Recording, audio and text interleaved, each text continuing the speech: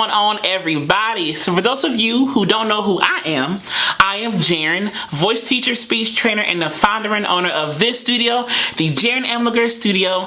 And today we're going to talk about somebody who needs no introduction. We talk about the Queen of Soul, Miss Aretha Franklin. Let's just cut to the chase.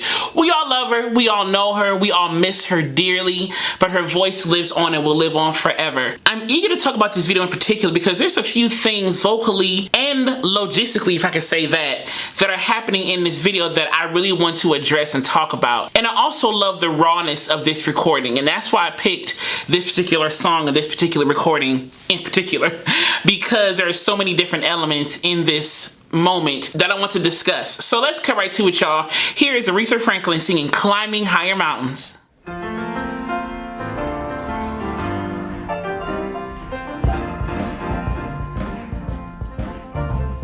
I'm climbing high mountain, trying to get home.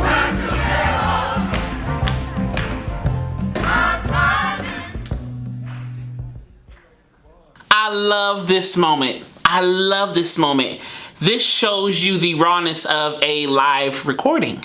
Live recordings are not a joke. Live recordings are stressful, in my opinion. Woo.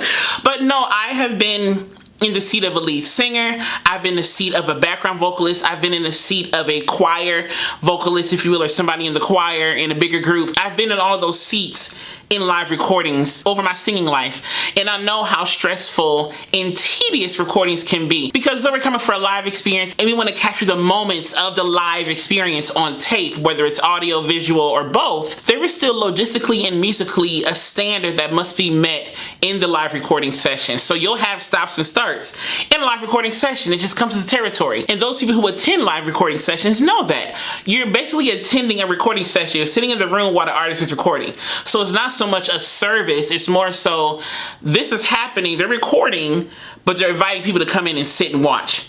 So that's really kind of what's happening. So if you think about it from that perspective, it's still a recording session, right? And so I love that she stopped because something wasn't going the way she hoped or thought or should have gone. I don't know whether it was a choir, I don't know what it was. But whatever it was, she thought enough, said, let me stop and start this again because I want it to be a certain level. To me, that shows a sign of her excellence, because she was like, I want it to be right. And so instead of just saying, let's just, whatever, let's just let it go. No, I want it to be right the first time out. So I'm glad that she was able to stop and restart, and she still kept the energy, and if you notice in her body, she was still rocking with the beat the whole time. So she was internalizing that music while they stopped and restarted, because she was feeling something. I love that. I love that in that moment.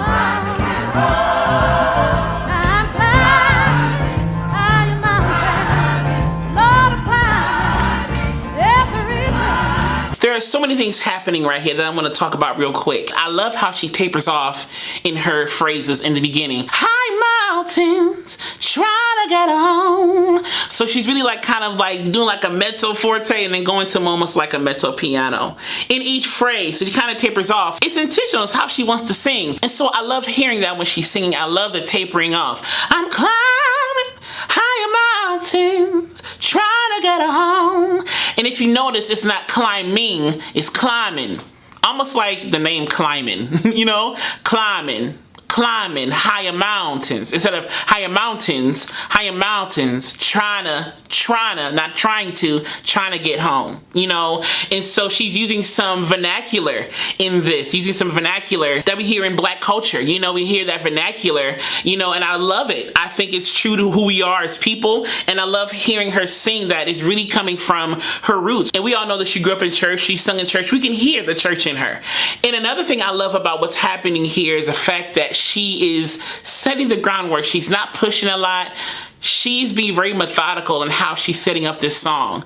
I feel like she's very methodical, period. And I feel like here, this was a method. She arched out every move of this song because she wanted it to go a certain way. And her ad-libs are almost narrative in nature, almost like a preacher, if you think about it. So there's almost a narrative factor, and I feel like a lot of her songs are narrative and preachy. What you want? Baby, you know, like that. Ain't no way for me to love you. Kind of preachy narrative. You make me feel. A lot of her big songs are narrative in nature, almost preachy. She almost takes the charisma of a preacher and applies it to singing. And I feel like that's part of her magic to me. That's part of her magic as to how she is so skilled at what she does, you know? Oh, I'm climbing mountain, trying to get home.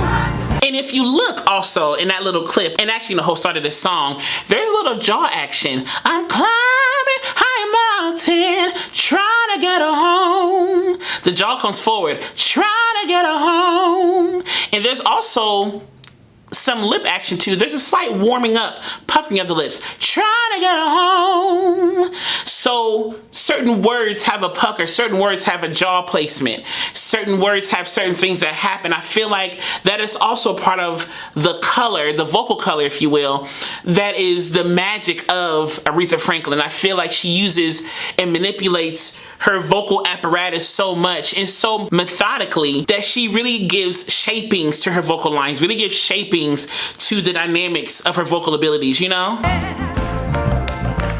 road's been a little rocky on the way home. My road. I love this clapping and I love this podium singing. I miss this kind of stuff. My road and get a little rocky on my way home. I love that stuff. I personally love to sing this kind of stuff. I know I was not around when the song was recorded, but I remember listening to music like this growing up at my old church. I remember listening to this in my parents' car. I've always been a fan of this era of recording because there's just a rawness. There's a pureness to these types of recordings, you know, like Walter Hawkins, L.A. Mass, Milton Brunson, all these choirs and gospel groups who recorded similarly to this in this era. I've always appreciated those recordings because those people just flat-footed sang. There was no overdubs, no stems, no studio overdub. Like, there wasn't a lot of that back then, if at all, you know? And so I appreciate that they just kind of sung, which speaks on their skill, which speaks of Miss Franklin's skill, because she was able to execute this in a raw live recording, and it's still stirring us up 30, 40 years later. Well, stirring me up. I don't know about anybody else, it's stirring me up. And so I appreciate how she sings, you know, flat-footed in front of a podium. It's very church. In front of the pulpit, she's just up there singing, clapping, whatever the case may be. I personally don't mind singing in front of pulpits, or singing behind pulpits, I should say. I don't purposely mind singing behind pulpits and things like that because I feel like sometimes a pulpit makes me stay still. The pulpit gives me some anchoring that I can use to help myself have more stamina vocally, because then it helps draw the audience to you with your voice versus you coming down trying to get to the audience and trying to, you know, dance around and everything. You staying still upright, you have more stability because you're not using your body as much, and so the audience can also be drawn to you vocally because you're standing there doing something, and it looks regal, kind of looks grand a little bit, you know. And some songs don't require you to move around and do everything. Some songs require or kind of prompt you to kind of stay still and take in that moment and just be in a moment like that versus trying to do too much and make sure the audience sees you and they just stand there and sing. They'll come to you. They'll come to you. So I've lived by that, and I told my clients that. Stand up straight. Let the audience come to you. You just sing. Let them come. It's been a little rocky on my way home. So right there, the resonance shifted. Her placement shifted. So her mouth got a little brighter, her tongue got a little higher, the dorsum got a little higher.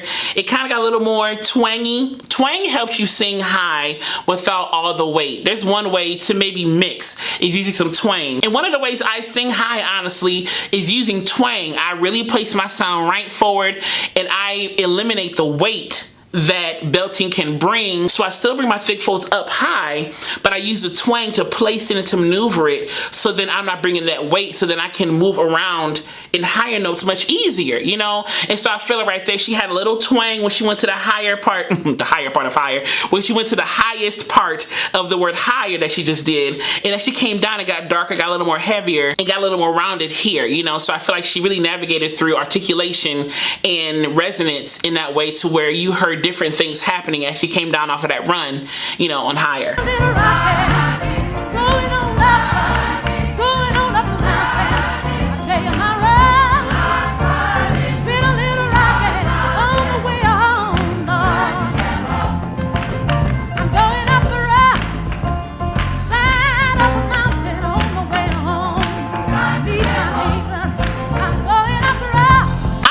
I'm going up the rough. I'm going up the rough side of the mountain. You know, so her vibrato colors at the end of a lot of these phrases that she has. And she's building up. She's a little bit more beefier here than she was at the beginning. The vocal folds are a little bit thicker here. She's kind of giving some more power to this second verse, if you will, as she's going through this song, you know? Side of the mountain, on my way home. Oh, yeah. Now we at the beefy part. I'm going whatever she did. Now we're at the beefy part of this song, the beefy part of the verse. She really is kind of giving more power now to go into the vamp later on in this song. And so what I enjoy about what she's doing here is that when she went up, there was a different place, and once again, it got back a little more forward, got a little more twingy again as she went into the word going. So I think she's really being methodical in how she maneuvers through her voice throughout this song and all her songs, you know?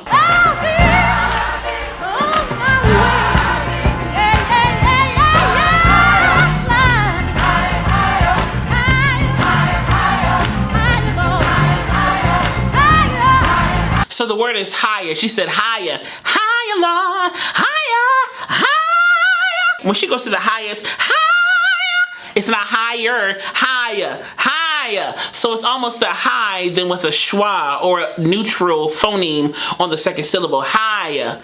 And then when she's lower, she's higher, higher, Lord. It's not Lord, it's Lord. Higher, Lord. So I guess more of a Lord than a Lord. Higher, Lord. Yeah, higher, Lord. Yeah, you know. So I had to think that out myself. And I love that in the back of the sanctuary right there is Mick Jagger. That's Mick Jagger right there. He's enjoying Aretha. I love seeing him pop up on his feet and get with the music. I mean, I'd be up on my feet too if I was there. Probably shouting, honestly.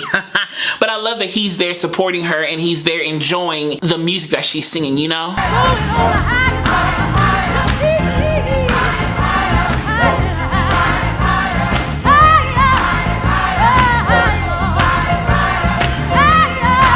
So now those two hires right there, the high of hires had a little more weight. I feel like she brought in that cricoid just a little bit. When she said higher, higher, Lord, those two hires right there that we just listened to, there was a little more weight there than before. She doesn't stay with the cricoid a long time. She doesn't stay weighty a long time. Her voice is powerful, but it's not heavy, in my opinion. It still has weight, it still has power and momentum and drive, but it's not heavy. If that makes sense. You know, to me, heavy and powerful are two different meanings. You can be powerful and not be big or heavy, you know, or you can be big and heavy and also be powerful vocally, or vice versa, whatever the case may be. Those don't go hand in hand. Power and weight do not go hand in hand all the time with the voice. And I feel like she still has tons of power, but she's never weighty. She's never heavy, you know, vocally when she sings. That higher right there had a little squall, a little distortion right on in there.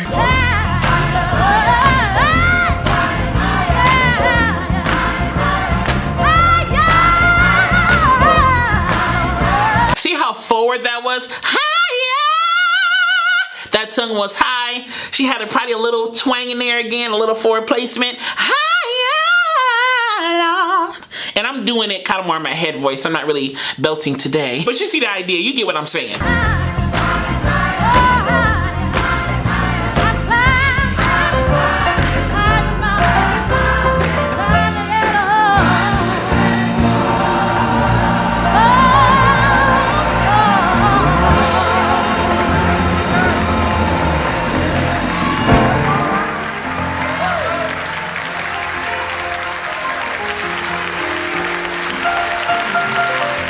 I so wish the event would have went on a lot longer, but it's all good.